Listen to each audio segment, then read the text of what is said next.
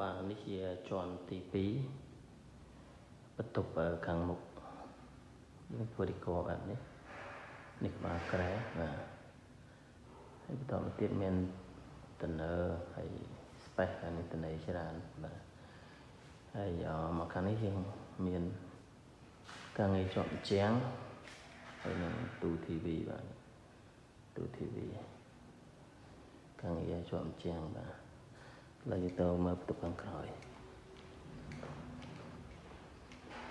ទៅក្រោយចូលមកគឺយើងឃើញឌីកក្បាលក្រែបាទឌីកក្បាលក្រែ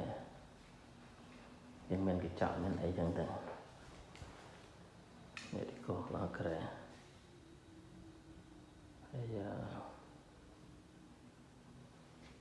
ដាក់ខែមកចឹងមកហើយខាងនេះ TV បាទ TV